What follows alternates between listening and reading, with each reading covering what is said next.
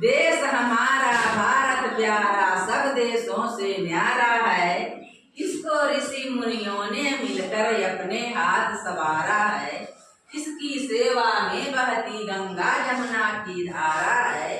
इसके चरणों को पकारता जल निधि हिंद हमारा। मनुजों को ही नहीं सदाय देवों को भी प्यारा है। दिन में करता सूरज रात में शशि करता उजियारा है।